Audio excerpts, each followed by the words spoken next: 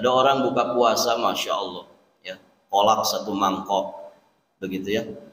Kemudian ote-ote, jalan kote, gitu. Apalagi tahu isi, oh semua masuk, belum wade-wadean, gitu ya. Masuk semua para jamaah. Ketemu temannya pas menjelang isya, sudah makan belum? Apa jawabannya? Jawabannya apa, Pak?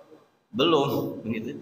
Walaupun perutnya sudah penuh, ya, ada 10 jenis makanan masuk, ya. Kalau belum ketemu nasi, belum makan, belum makan. Masya Allah para jamaah. Sebagian orang berlebih-lebihan dalam masalah ini. Jadi buka puasa ajang sebagai balas dendam, begitu. Balas dendam. Dia menjama, ya, menjama makan siang sama makan malam. Barakallahu fikum para jamaah. Orang yang bukanya berlebih-lebihan pasti ini berdampak kepada kualitas ibadah. Bismillahirrahmanirrahim. Maka dalam hidup ini, ya, siapapun kita membutuhkan nasihat. Karena nasihat itu akan membimbing kita, memperingatkan kita, ya, sehingga kita tersadar dari kesalahan, tersadar dari segala kelalaian, untuk kita semakin lebih baik di sisi Allah Subhanahu wa taala. Nah, ada beberapa catatan yang disampaikan oleh para ulama. Pertama, terkait dengan para imam, yakni imam sholat tarawih secara khusus.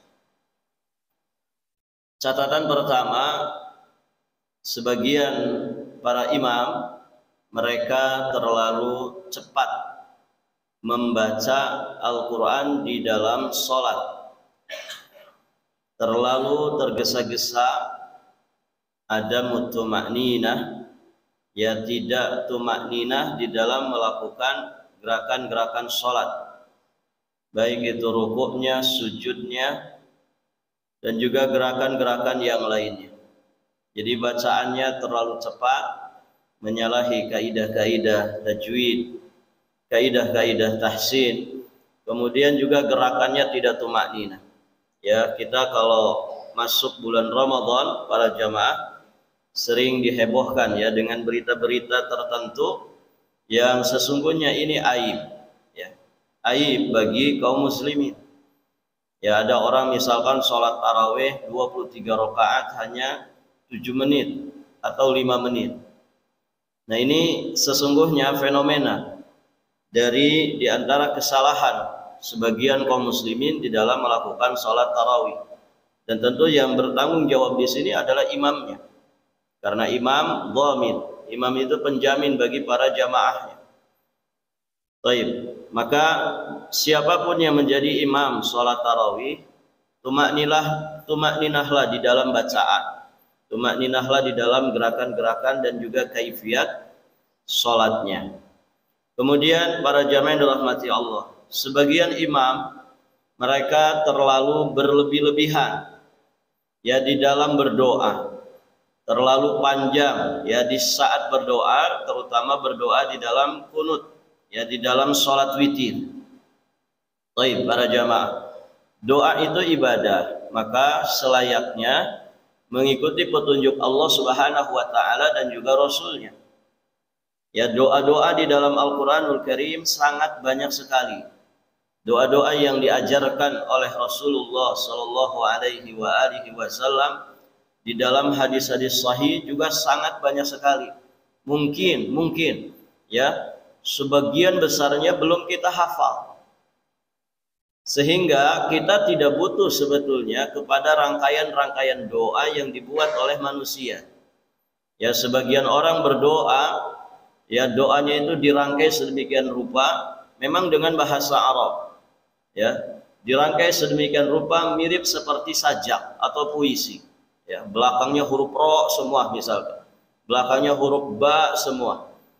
Barakallahu fikum para jamaah, fa inna khairal hadi hadi Muhammad, sebaik-baik petunjuk adalah petunjuknya Nabi Muhammad sallallahu alaihi wasallam. Maka berusahalah para imam, kalau kemudian dia memimpin doa, memimpin kunut di sholat witirnya, mungkin di 10 malam terakhir, maka hendaknya mencukupkan diri dengan doa-doa yang ada di dalam Al-Quran, doa-doa yang diajarkan oleh Nabi Shallallahu Alaihi Wasallam di dalam hadis-hadis yang sahih. Jangan berlebih-lebihan, jangan terlalu panjang. Baik para jamaah. Ada orang misalkan witirnya, sholat witirnya aslinya cuma 3 menit, tapi doanya bisa 15 menit. Jadi doanya lebih panjang ketimbang sholatnya. Nah, ini diantara sikap berlebih-lebihan yang diingatkan oleh para ulama kita.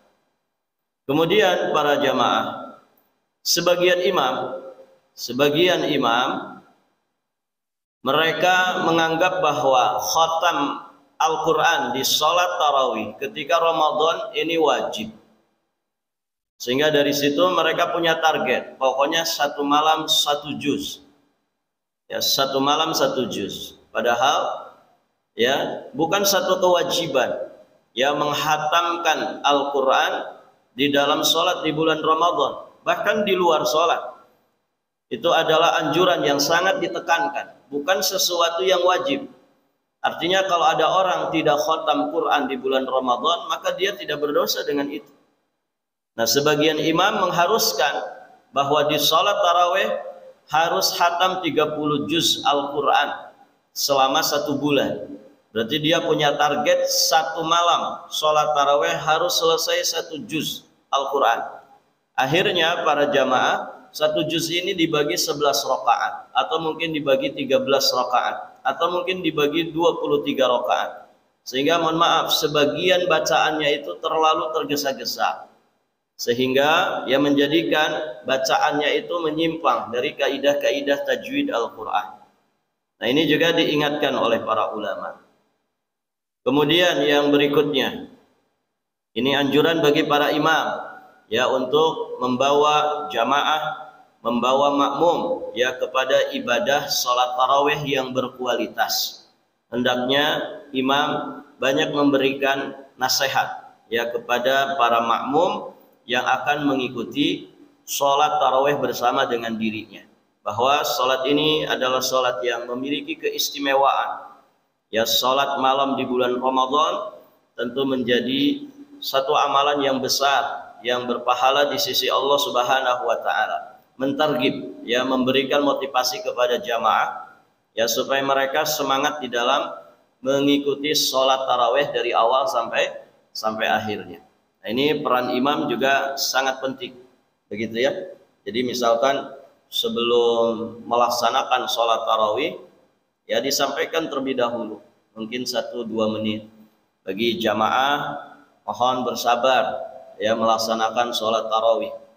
Kita sholat tarawih paling 30 menit, 40 menit ya. Lebih lama nonton bola, begitu ya.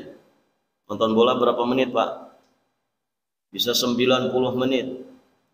Mohon bersabar sampai selesai sehingga mendapatkan keutamaannya, begitu ya.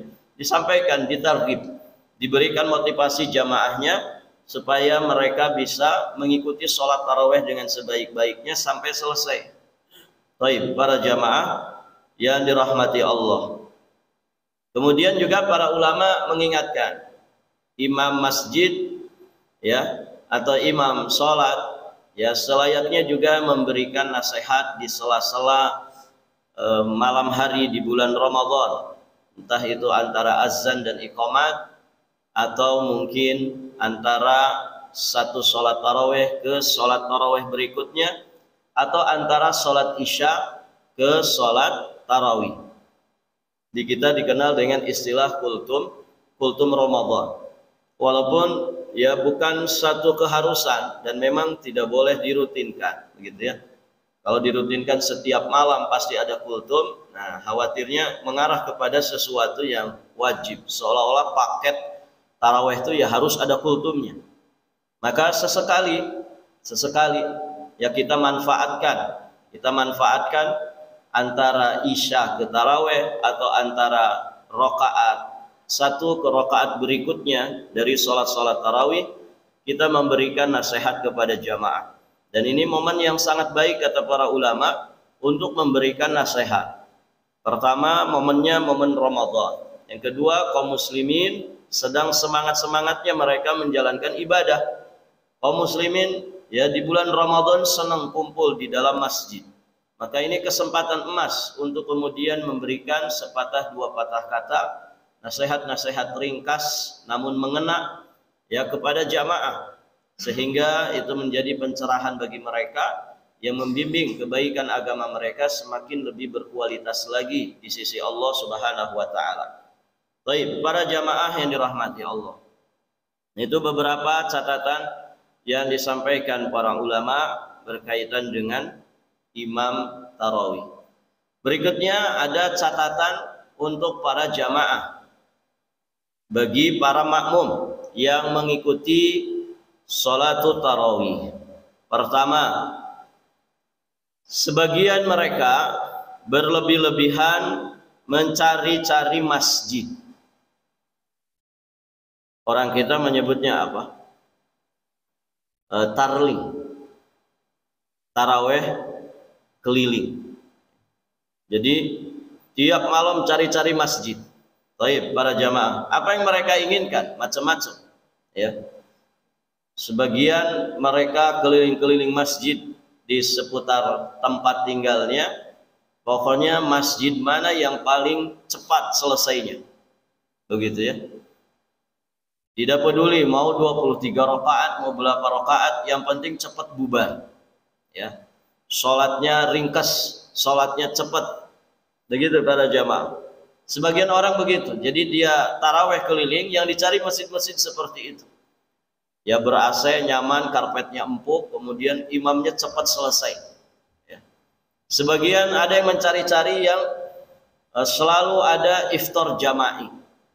Selalu ada buka puasa bersama. Di situ tiap hari ya ada pembagian nasi kotak misalkan. Untuk orang yang berbuka puasa, oh sampai bawa pasukannya, anaknya 4 dibawa semua, istrinya dibawa. Baik para jamaah, dia mencari masjid-masjid yang banyak makanannya. Sebagian orang seperti itu. Nah sebagian yang lain para jamaah yang dirahmati Allah, mungkin dengan niat-niat yang lain. Nah berlebih-lebihan dalam masalah ini diperingatkan oleh para ulama.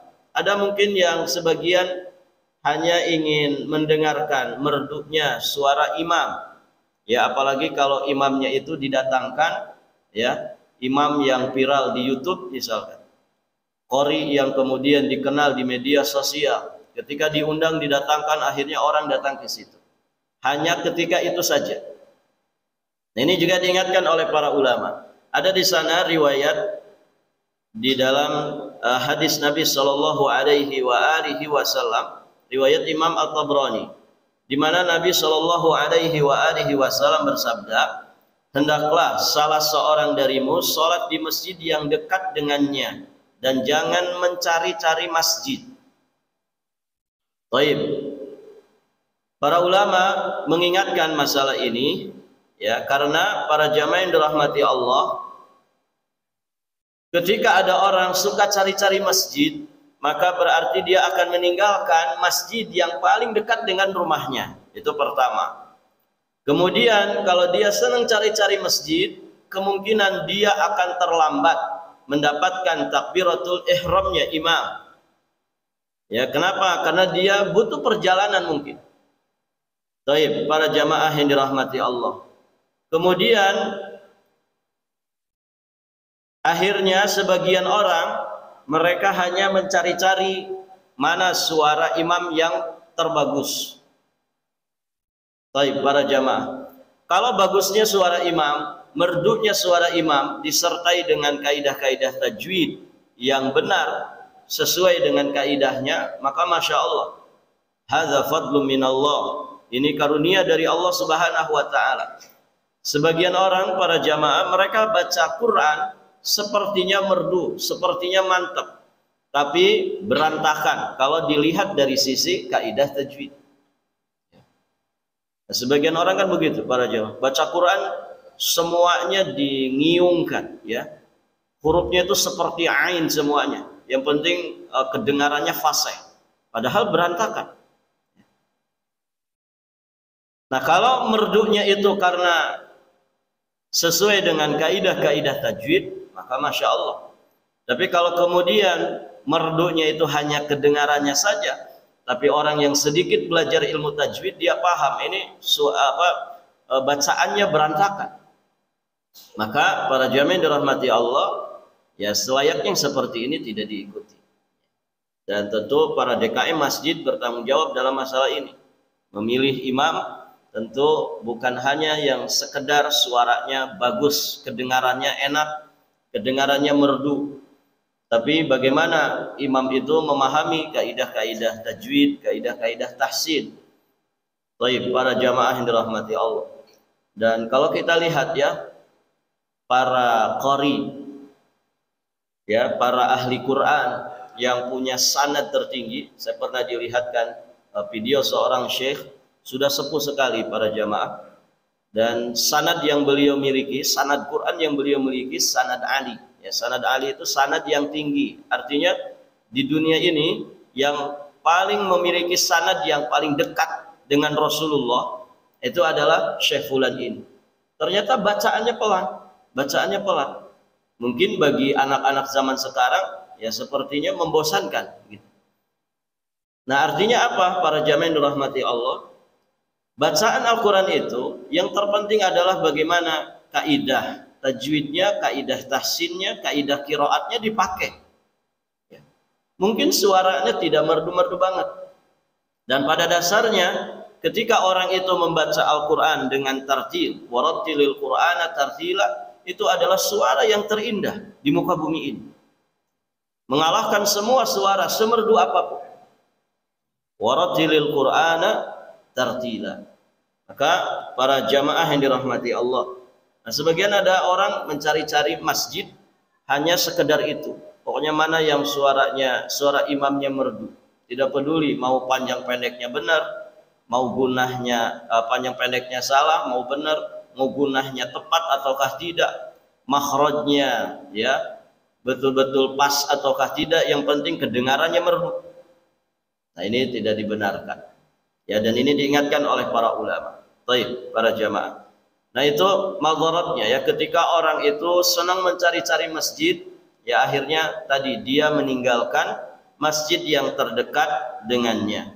Namun juga para ulama memberikan pengecualian. Tidak mengapa, kata para ulama, orang yang selalu sholat di satu masjid, sekalipun bukan masjid yang dekat dengan rumahnya. Kenapa? Karena dia merasa nyaman di masjid itu. Mungkin ya suasana masjidnya lebih tenang.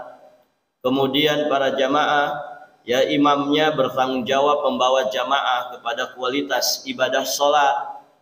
Kemudian para jamaah yang dirahmati Allah, ya bacaan imamnya juga bacaan imam yang mengena ke hati sesuai dengan kaidah ya bacaan Al-Quran yang tartil dan keistimewaan-keistimewaan yang lainnya. Maka tidak mengapa, kata para ulama, kita menjadi jamaah di masjid tersebut, ya maksudnya itu masjid yang sering kita tuju ya di dalam keseharian kita, ya walaupun kemudian kita akhirnya meninggalkan masjid-masjid di dekat rumah kita.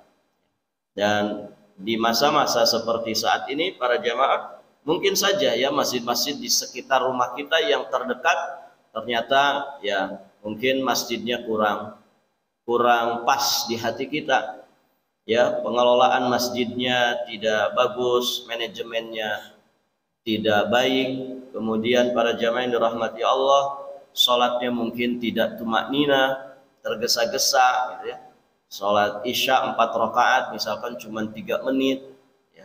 Kita belum selesai bacaan, imam sudah bergerak ke gerakan berikutnya, atau hal-hal yang lain yang membuat kita tidak nyaman. Maka dengan demikian ya ketika kita menjadikan satu masjid sebagai masjid yang hari-hari kita datangi karena alasan-alasan syariat tadi, para ulama membolehkannya. Karena di dalam ibadah sholat tumakninah ini menjadi rukun di dalam sholat. Jika tidak ada tumakninah maka tidak ada sholat. Nabi Shallallahu Alaihi Wasallam pernah memerintahkan kepada seseorang yang salatnya tidak tumakninah. Kata Nabi, "Sholli fa innaka lam tusolli." Ulangi salatmu karena sesungguhnya engkau belum dikatakan salat. Engkau belum salat. Ulangi salat sampai 3 kali. Nah, ini menunjukkan ketika tidak ada tumakninah di dalam salat, maka salat itu tidak dianggap. Salat itu tidak dinilai. Baik, para jamaah yang dirahmati Allah Subhanahu wa taala. Poin berikutnya yang diingatkan oleh para ulama bagi para makmum di salat tarawih, yakni makmum yang berteriak saat menangis, mengangkat suara dan memaksa-maksakan diri menangis di saat salat tarawih. Ini tidak diperkenankan para jamaah. Lubus salat al-khusyuk. Inti daripada salat itu kekhusyuan. Inti daripada ibadah salat adalah ketumakninahan.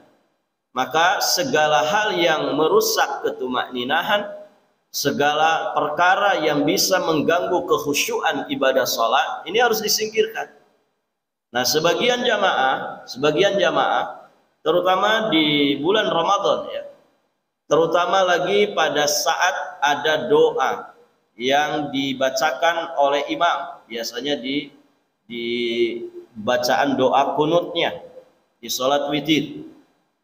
Sebagian mereka menangis histeris.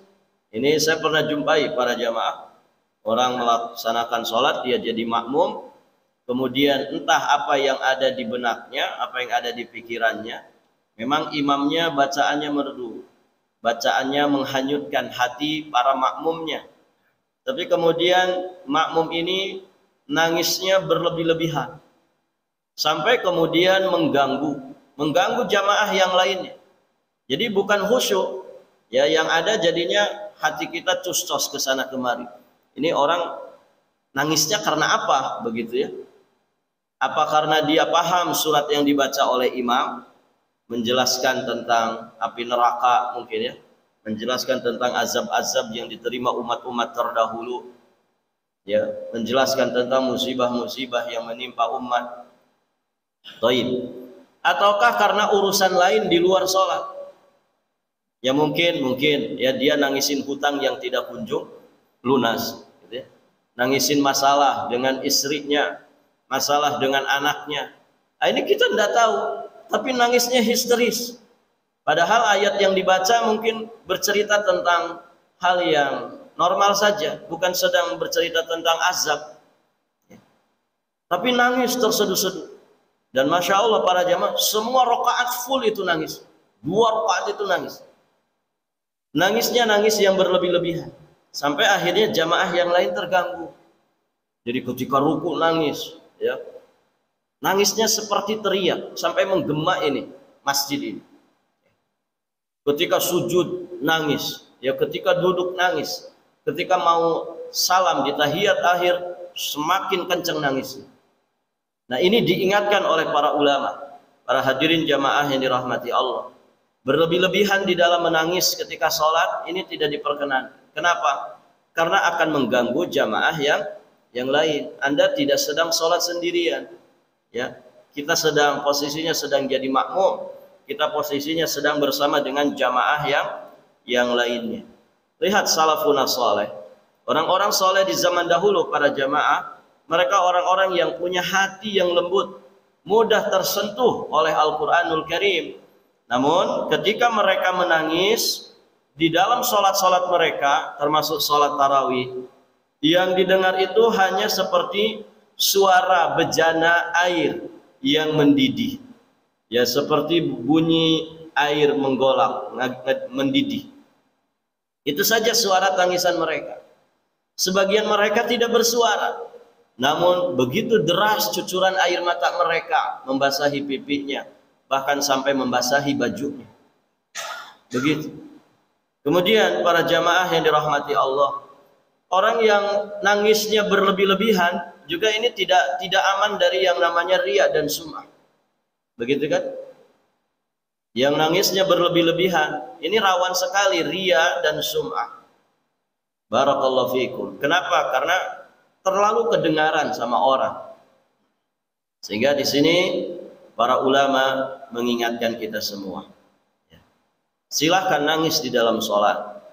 Ya, kalau kemudian itu karena kita terhanyut oleh bacaan imam, oleh apa yang disebutkan ya di dalam ayat-ayat yang dibaca oleh imam, ya, akhirnya kita menyadari segala kelalaian yang ada pada diri kita, muncul rasa takut kita kepada Allah Subhanahu wa taala, silahkan nangis. Namun jangan berlebih-lebihan sampai berteriak-teriak, ya, nangisnya meraung-raung. Nah, ini akan mengganggu jamaah yang lainnya. Dan nangis di dalam sholat itu hukumnya sunnah kalau memang apa yang dibaca itu membawa kita terhanyut di dalam tangisan. Tapi mengganggu orang lain ini haram hukumnya. Mengganggu orang lain di dalam sholat ini haram hukumnya. Maka perhatikan ini.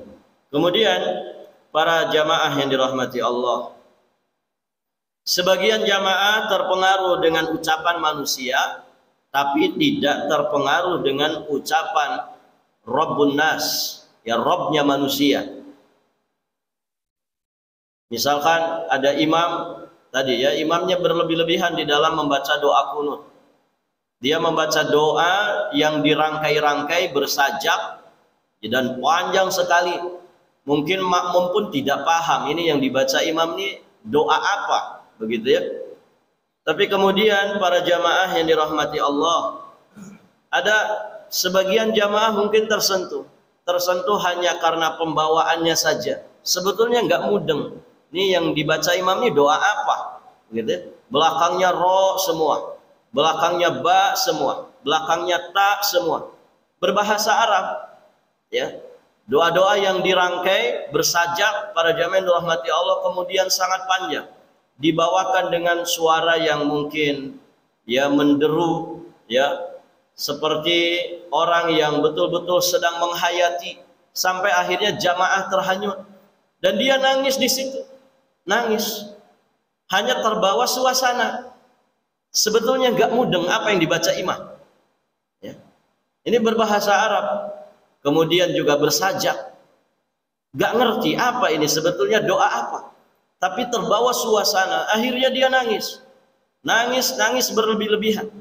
Baik para jamaah, tapi ketika dibacakan ayat Al-Quran kok nggak nangis. Nah, ini masalah. Rangkaian kata yang dibuat manusia kok bisa menyentuh hatinya, tapi dia tidak tersentuh dengan firman Allah Subhanahu wa ta'ala. Nah, ini masalah. Seharusnya kita lebih tersentuh oleh firman Allah, lebih tersentuh oleh bacaan Al-Quran ketimbang rangkaian-rangkaian kata yang indah.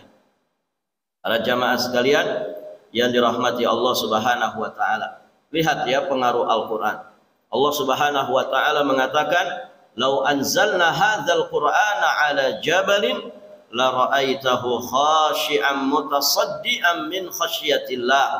Kalau sekiranya kami menurunkan Al-Quran ini kepada sebuah gunung, pasti kamu akan melihatnya tunduk terpecah belah disebabkan karena takut kepada Allah. Gunung bisa hancur, Pak, ya, ketika diturunkan Al-Quran kepadanya. Maka ini menunjukkan betapa dahsyatnya kekuatan pengaruh dari Al-Quranul Karim. Gunung kalau dia menerima, maka dia akan hancur karena takut kepada Allah Subhanahu wa ta'ala. Makanya Al-Quran diturunkan untuk manusia. Baik para jamaah, artinya di sini ya, orang beriman itu ya wajilat qulubuhum, ketika disebut asma Allah, firman Allah Subhanahu wa ta'ala, wajilat qulubuhum, bergetar hatinya. Wa idza tuliyat alaihim ayatuhu sadathum imana, dan apabila dibacakan ayat-ayat Al-Quran kepada mereka, bertambahlah iman-iman mereka. Nah, kalau orang tidak tersentuh oleh bacaan Al-Quran tapi tersentuh oleh rangkaian-rangkaian kata indah, nah ini masalah. Seharusnya kita lebih tersentuh oleh bacaan Al-Quran. Maka para jamaah yang dirahmati Allah, Ramadan disebut dengan Syahrul Quran. Ramadan disebut dengan bulan Al-Quran. Artinya kaum muslimin dibimbing bagaimana mereka bisa lebih mendalam tentang Al-Quran di bulan Ramadan. Baik, para jamaah yang dirahmati Allah, ya Al-Quran seharusnya menjadi bacaan harian kita, ya. Cuman sayang kita lebih senang, lebih sering baca WhatsApp ketimbang mushaf, begitu ya. Baik, para jamaah, itu WhatsApp yang kita baca, media sosial yang kita baca, kalau dikumpulkan pakai bacaan Quran, mungkin satu hari bisa 1 juz, Pak. Begitu ya. Nah, kita sering terkalahkan oleh itu. Nah, seorang mukmin ketika dia mendalam di dalam Al-Quran, Masya Allah. Jadi imam baca surat yang manapun, imam baca ayat yang manapun, ya kalau orang itu akrab dengan bacaan Al-Quran, dia pasti ya akan menyimaknya dengan seksama. Oh, ini yang pernah saya baca juga. Apalagi kalau orang hafal Al-Quran. Kemudian para jamaah yang dirahmati Allah, nasihat berikutnya bagi para jamaah sholat tarawih, sebagian mereka ada yang menunggu imam sampai imam itu ruku. Mereka menyibukkan diri dengan obrolan. Ini biasanya kalau masjidnya besar, begitu ya. Masjidnya besar, kemudian mereka punya peluang untuk itu, ditambah imam tarawehnya misalkan bacaannya panjang-panjang, ya. Dan dia ngerti ya bahwa orang itu dikatakan dapat 1 rakaat kalau dapat rukuknya imam. Akhirnya apa para jamaah? Dia malas ngikutin imam dari awal. Ah, santai saja. Pasti yang dibaca ini ayat-ayat panjang.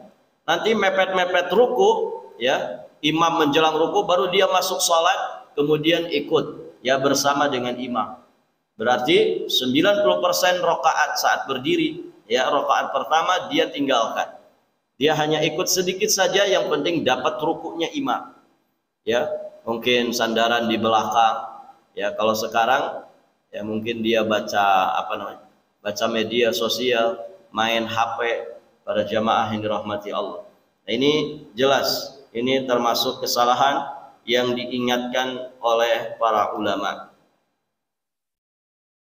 Baik, kalau yang melakukan itu anak-anak, namanya juga anak-anak. Kalau yang kemudian berbuat seperti itu orang-orang dewasa, apalagi yang sudah ubanan, ya. Nah, ini masalah para jamaah. Itu namanya masa kecil kurang bahagia. Baik. Berikutnya, yang diingatkan oleh para ulama, memandang mushaf di dalam sholat saat imam membaca ayat. Jadi nyimak bacaan imam, kemudian makmum di belakang buka mushaf. Pernah lihat yang begini, Pak? Ya. Jadi dia buka mushafnya, kemudian apa yang dibaca imam, ya dia lihat, dia simak dengan membaca mushaf, memandang mushaf. Para hadirin jamaah yang dirahmati Allah, diingatkan oleh para ulama bahwa tindakan seperti ini mengandung beberapa kesalahan. Pertama, menjadikan si makmum tadi banyak gerakan di dalam sholat yang tidak dibutuhkan. Selesai waladhdallin, amin, ya pasti dia sibuk itu, ngambil mushafnya di saku, ya. Baru kemudian imam membaca, dia mesti nyari dulu halamannya. Akhirnya banyak gerakan, ya. Di setiap rakaat ketika imam mau membaca surat pasti ada gerakan ngambil mushaf di saku, ya, di saku depan ataukah di saku sebelah sini, para jamaah yang dirahmati Allah, sehingga menjadikan dia banyak gerakan. Kemudian yang berikutnya, menjadikan dia tidak melihat tempat sujud. Padahal di dalam sholat pandangan mata kita tertuju ke tempat sujud kita. Nah, kalau dia baca mushaf jadinya begini pandangan mata, atau begini, ya, ngelihatnya ke mushaf. Kemudian para jamaah yang dirahmati Allah, akan menjadikan dia kehilangan sunnah di dalam sholat, yakni bersidekap, begitu ya. Jadi sidekapnya satu tangan, padahal sidekap itu seperti ini, menggenggam ya tangan kiri dengan tangan kanan atau menempelkan seperti ini. Boleh seperti ini, boleh seperti ini, atau sekedar ditempelkan begini. Kalau orang pegang mushaf, berarti dia meninggalkan sunnah ini. Nah, itu beberapa kesalahan yang diingatkan oleh para ulama. Hadirin jamaah yang dirahmati Allah, hajat kita ketika kita jadi makmum adalah mendengarkan bacaan imam, ikut menghayati, mentafakuri dan mentadaburi, ya, supaya menjadi getaran di dalam hati yang melahirkan rasa takut kepada Allah. Kemudian para jamaah yang dirahmati Allah menambah nilai-nilai iman di dalam hati kita. Kalau kemudian yang dibaca imam itu adalah surat-surat panjang, ayat-ayat yang kita tidak menghafalnya, ya kita tidak usah berdiri di belakang imam. Berdiri saja mungkin di sebelah kanan saf pertama. Biarkan yang di belakang imam adalah para hufazul Quran, orang-orang yang hafal Al-Quran. Sehingga ketika ada kesalahan dari bacaan imam, dan namanya manusia kadang tersalah para jamaah, walaupun dia orang yang mungkin hafalannya, maka yang di belakang yang betul-betul menyimak dari awal, konsentrasinya mungkin bisa lebih penuh, dia bisa mengingatkan imam. Jadi begitu Pak. Jadi kan ada aturan, ngingetin imam tuh ada aturan. Mengingatkan bacaan yang keliru, kelewat, ya di dalam bacaan imam itu ada aturannya. Makanya yang terdekat dengan imam itu harusnya orang-orang yang punya hafalan banyak, ya, atau bahkan para hafiz Al-Quran. Kalau imam Masjidil Haram, Masjid Nabawi, itu di belakang mereka itu bukan orang-orang sembarangan Pak. Orang-orang yang memang punya tugas khusus. Mereka orang-orang yang hafal 30 juz Al-Quran mutqin. Hafalannya kuat, kokoh. Hafalan yang mutqin itu ketika diminta mengeluarkan satu ayat dan satu surat langsung keluar, tanpa harus mengulang dulu menghafal. Itu hafalan yang mutqin. Itu orang-orang yang di belakang itu orang-orang yang tugas khusus. Sehingga ketika imam masjid keliru di dalam bacaan, mereka bisa memperbaikinya. Ketika imam batal sholatnya di tengah-tengah bacaan surat atau di tengah-tengah bacaan ayat, mereka bisa menggantikan dengan melanjutkan bacaan yang dibaca imam. Coba Bapak kalau di belakang imam baca surat Al-Baqarah, ya, entah di halaman berapa, ayat yang keberapa, nama suratnya saja kadang kita nggak ngerti. Ini yang dibaca surat apa, ayat berapa, begitu ya, di halaman berapa, di posisi yang mana, begitu ya. Taib. Tiba-tiba imam buang angin, dia kan harus meninggalkan tempat, sedangkan bacaan suratnya, ayatnya belum selesai. Siapa yang gantikan Pak? Siapa yang bisa meneruskan? Begitu ya. Nah ini para jamaah yang dirahmati Allah. Jadi demikian. Kalau kita memang ya ingin menyimak dan kita nggak punya hafalan, maka tidak berhajat kita bawa mushaf. Ya. Biarkan orang-orang yang punya hafalan, yang hafiz Quran berada persis di belakang imam atau paling dekat dengan imam. Ya, kita mungkin mojok saja di sebelah kanan, begitu ya.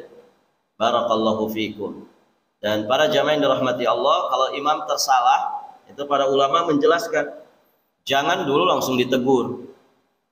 Suruh imam berpikir dulu sejenak, mengingat-ingat kembali hafalannya.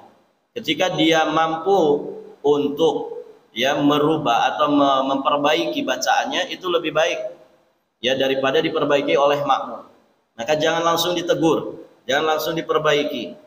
Biar dia mungkin ngulang beberapa kali sampai kemudian dia kembali kepada hafalannya, begitu ya. Kemudian kalau ternyata sudah diulang, mentok terus, nah barulah diingatkan dan diperbaiki oleh makmum. Siapa yang memperbaiki? Yang paling dekat dulu, yang paling dekat dengan imam. Jangan semua orang memperbaiki. Ini yang di saf 5 ikut teriak memperbaiki, yang di pojok sana ikut, saling bersahutan. Ini bikin tambah bingung imam. Yang mana ini? Begitu ya. Maka berikan kesempatan yang memperbaiki itu orang-orang yang paling dekat dengan imam, di belakang imam. Supaya jelas, tegas, nyaring, kedengaran oleh imam. Jangan semua menyaut. Ya, sebagian orang kadang para jamaah yang dirahmati Allah tidak bisa jaga hati. Ketika dia memperbaiki imam, saya ini paling bagus hafalannya di sini. Yang lain nggak ada yang memperbaiki bisa. Akhirnya malah ria dan ujub. Baik, para jamaah yang dirahmati Allah. Jadi orang-orang yang paling dekat dengan imam yang memperbaiki bacaan. Sehingga imam mudah menangkap dan dia bisa memperbaiki bacaannya yang tersalah. Para jamaah yang dirahmati Allah Subhanahu wa taala. Berikutnya yang diingatkan oleh para ulama, ada sebagian jamaah mereka merasa cukup melaksanakan 4 rakaat, 6 rakaat bersama dengan imam. Kemudian setelah itu mereka membubarkan diri ya terlebih dahulu dari imam. Imamnya belum selesai sholat sudah bubar duluan. Ada nggak Pak yang begini? Ya kan? Itu masih mending dapat 4, dapat 6. Ada yang membubarkan diri maksudnya sama sekali nggak datang ke masjid. Biasanya 2 minggu kedua, minggu kedua, minggu ketiga. Ini jamaah pasti mengalami kemajuan. Maju softnya. Yang tadinya membludak sampai pasang tenda, itu mulai surut. Hari ke-6 sudah mulai berkurang berapa soft. Hari ke-10 tambah lagi berkurang. Maju terus. Gitu ya. Tapi insya Allah di masjid ini bertahan Pak ya. Baik, para jamaah yang dirahmati Allah. Nah, sebagian orang membubarkan diri. Ya dapat 4, pulang saja. Ada jadwal Liga 1 ya. Sayang kalau dilewatkan. Akhirnya ditinggalkan sholat tarawehnya. Dapat 4, dapat 6, begitu ya. Padahal para jamaah Nabi Shallallahu Alaihi Wasallam sudah menjelaskan, man qama ma'al imam hatta yansarifa kutiba lahu qiyamul lailah. Siapa yang dia sholat bersama dengan imam sampai bubarnya sholat, maka dia akan dicatat mendapatkan pahala sholat semalam suntuk. Masya Allah. Eman-eman kalau ditinggalkan. Ya. Sebagian dapat 8, tinggal witir, atau dapat 10, tinggal witir 1 rakaat, bubar. Ini sayang banget. 1 lagi. Sisa sedikit lagi, selesaikan bersama dengan imam supaya kita dapat fadilah yang disebutkan di dalam hadis tadi. Kita dihitung mendapatkan pahala sholat semalam suntuk. Ini indahnya Islam Pak. Sedikit mungkin yang kita kerjakan, sabar bersama dengan imam, paling 30-40 menit, paling lama 1 jam, para jamaah yang dirahmati Allah. Tapi kita dihitung mendapatkan pahala semalam suntuk. Mungkin di sini belum pernah ada orang yang ba'da isya start sholat sampai subuh. Ada Pak? Ya, saya kira nggak ada. Tapi pahalanya bisa kita dapatkan. Sholat taraweh bersama imam sampai selesai. Di masjid ini berapa rakaat Pak? 11 ya? 11 rakaat. Berapa menit? 30, 40 menit. 40 menit sebentar saja. Kan setiap rakaat ada jeda, bisa minum dulu. Begitu kan? Karena begitu yang dijelaskan para ulama, ya. Kalau kita 2 rakaat sudah dapat 2 kali 2 rakaat, berarti sudah dapat 4. Istirahat dulu sebentar. Tarawih itu santai begitu. Mau minum dulu silahkan, mau ke WC dulu silahkan, kasih waktu ke jamaah. Jangan tergesa-gesa, pengen cepat selesai aja. Nah setelah itu mulai lagi. Nanti selesai 8 rakaat berarti 4 kali 2 rakaat. Sebelum witir istirahat lagi. 1 menit, 2 menit, 3 menit, 5 menit boleh. Begitu ya.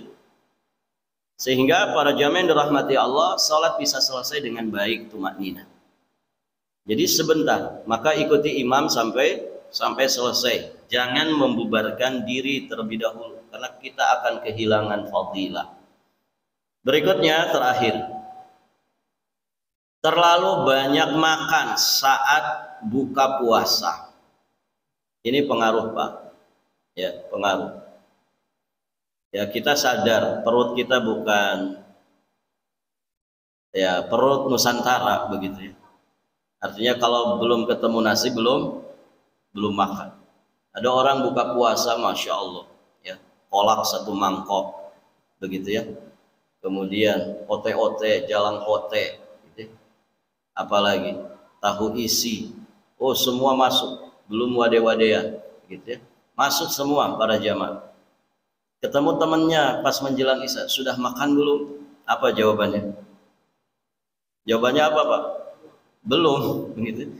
Walaupun perutnya sudah penuh, ya, ada 10 jenis makanan masuk, ya. Kalau belum ketemu nasi, belum makan, belum makan. Masya Allah para jamaah. Sebagian orang berlebih-lebihan dalam masalah ini. Jadi buka puasa ajang sebagai balas dendam, begitu. Ya. Balas dendam. Dia menjama makan siang sama makan malam. Barakallahu fikum para jamaah. Orang yang bukanya berlebih-lebihan pasti ini berdampak kepada kualitas ibadah. Mending kalau sholat tarawehnya agak dimundurkan.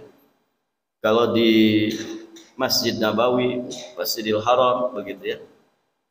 Jamaah yang pernah cerita, kalau Ramadan isyaknya dimundurkan. Dimundurkan.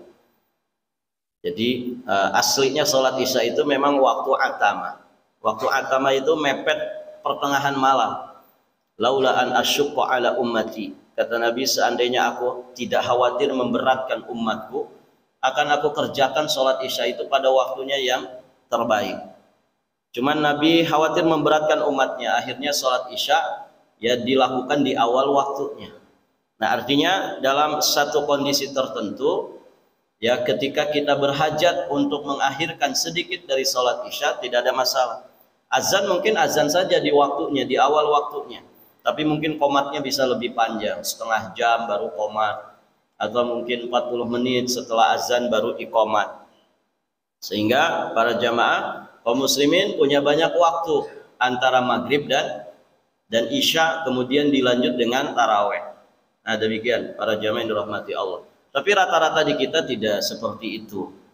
Ya, mereka menunaikan sholat ya sesuai dengan apa yang biasa mereka kerjakan. Bahkan ada yang azan isya kemudian 3 menit berikutnya langsung koma, gitu ya. Orang baru mulai taraweh, mereka sudah bubaran taraweh, begitu. Nah itu para jamaah yang dirahmati Allah. Nah kalau memang seperti itu kondisinya, ya sholat kita berdempetan maghrib isya lanjut taraweh. Ya, di awal kita harus betul-betul punya persiapan. Di antara persiapannya, jangan terlalu banyak makan ketika berbuka puasa. Karena orang kita ini, Pak, setelah makan bukan berenergi. Apa? Ngantuk, berat. Ya. Harusnya kan makanan itu menjadikan energi. Tapi banyak dari kita setelah makan itu bukan bertenaga, malah berat, ngantuk. Gitu ya. Baik, para jamaah yang dirahmati Allah. Maka fa inna khairal haji Muhammad. Petunjuk terbaik adalah petunjuknya Nabi Muhammad. Maka ada adab-adab berbuka. Salah satunya menu buka puasa yang terbaik itu apa, Pak? Kurma.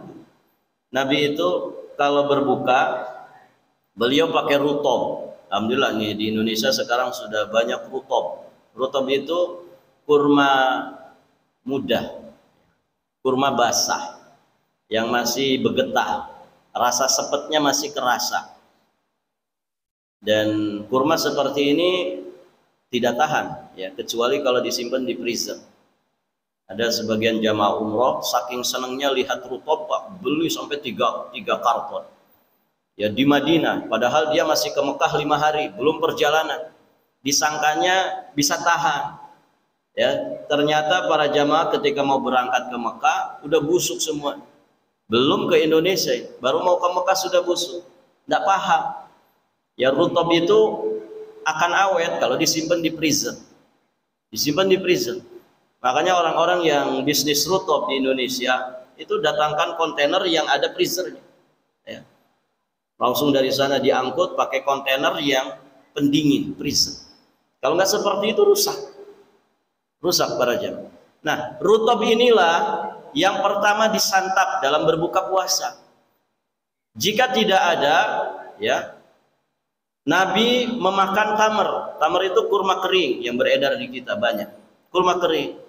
Jika tidak ada kurma kering, hasawat minal ma. Barulah beliau meminum beberapa tegukan air. Itu cukup para jamaah. Jadi kenapa kurma? Kata Imam Ibnul Qayyim, kurma ini ada rasa manis. Manisnya alami, ya bukan manis gula. Nah, makanan yang manis, buah yang manis, ketika masuk ke dalam perut yang kosong, itu akan mudah diserap oleh pencernaan kita, dan kemudian ya dirubah menghasilkan energi. Maka 3 kurma saja para jamaah sebetulnya sudah memulihkan energi kita. Ya, nanti kalau mau makan lagi ya setelah taraweh, begitu ya.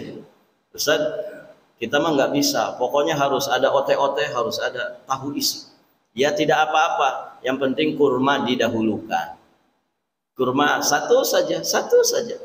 Ya. Itu sebelum air, sebelum apa-apa, kurma dulu.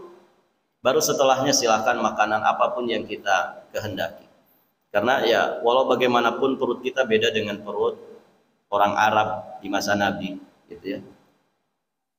Perut kita yang mungkin sudah settingannya perut nasi, Pak. Perut gorengan, begitu ya.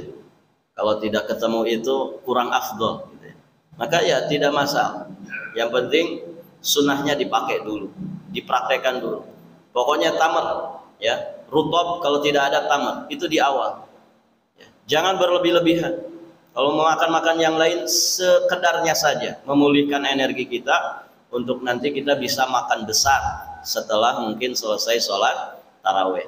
Atau kalau memang tadi isya-nya dimundurkan, kita bisa menjelang isya itu makan besarnya. Ya. Jadi ada jeda dulu. Jangan begitu buka langsung ya soto Lamongan plus dengan nasi masuk semua.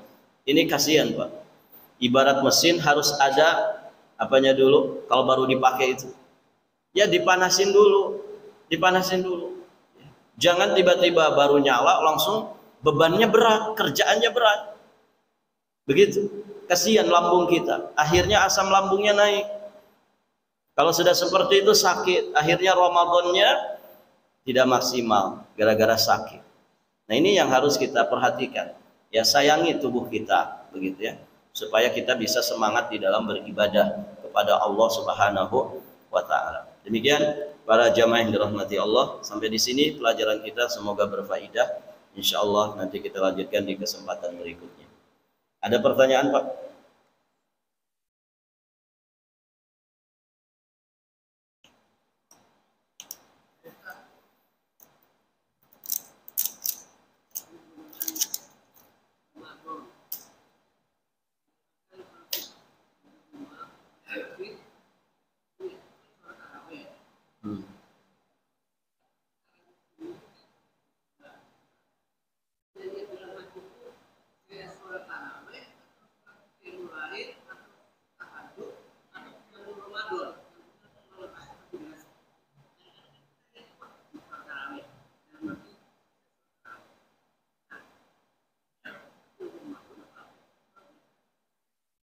Bismillah, alhamdulillah, wassalatu wassalamu ala rasulillah, amma ba'd.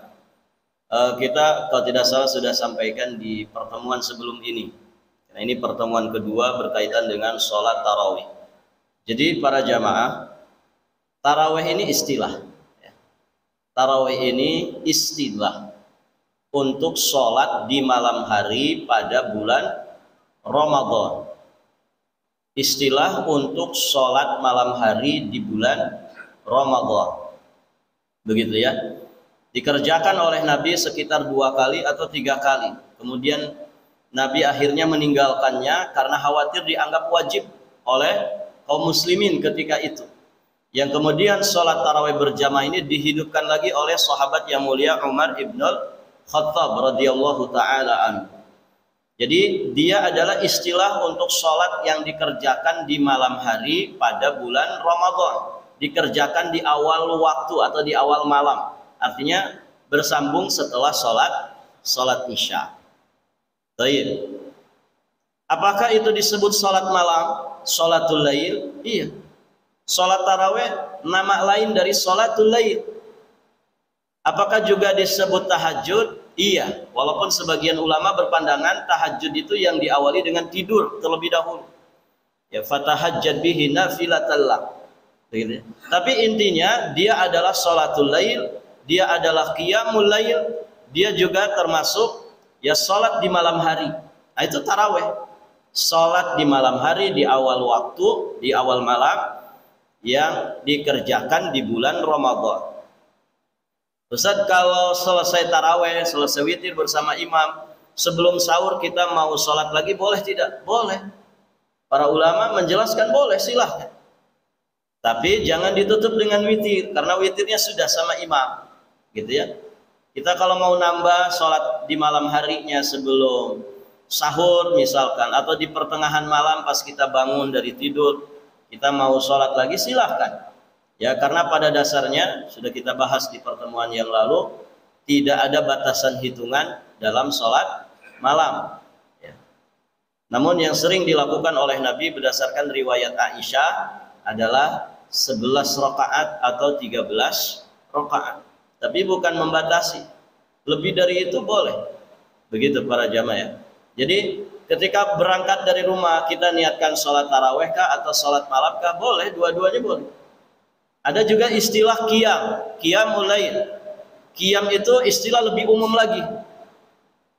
Qiyam itu kan artinya berdiri. Qiyamul lail. Walaupun kalimat ini ketika dimutlakkan begitu saja, maka maksudnya adalah ibadah sholat. Qiyamul lail berarti sholat di malam hari. Namun sebagian ulama menjelaskan qiyam ini kalimat yang lebih umum cakupannya. Yakni ketika seseorang mengisi malam harinya dengan bentuk-bentuk ibadah dan taqarrub kepada Allah. Maka jika ada orang bangun jam 2 malam kemudian dia baca Quran, boleh kita katakan si fulan qiyamul lail. Si fulan mengisi malamnya dengan ibadah. Ada orang bangun jam 2 malam kemudian dia nyiapkan mungkin 20 kilo beras, ya, yang dikemas 2 kilo, dia keliling ke rumah-rumah fakir miskin di tengah malam, disimpan itu beras di depan pintu rumah-rumah mereka. Boleh nggak kita katakan si fulan qiyamul lail? Boleh. Si fulan qiyamul lail, dia tegak berdiri melakukan peribadatan di malam hari. Apakah itu infak, apakah itu sedekah, apakah itu baca Quran, apakah itu berzikir kepada Allah Subhanahu wa taala. Nah, ini qiyam di malam hari. Nah, itu para jamaah dirahmati Allah. Jadi sebetulnya sama saja, Pak. Ya, sama saja. Ya, tarawih ini untuk istilah sholat di malam hari, ya, setelah sholat isya dilakukan di awal malam pada bulan Ramadan. Begitu. Allahu a'lam bishawab. Baik, kita cukupkan sampai di sini. Kita tutup dengan doa kafaratul majlis. Subhanakallahumma wa bihamdik, asyhadu an la ilaha illa anta astaghfiruka wa atubu ilaik. Assalamualaikum warahmatullahi wabarakatuh.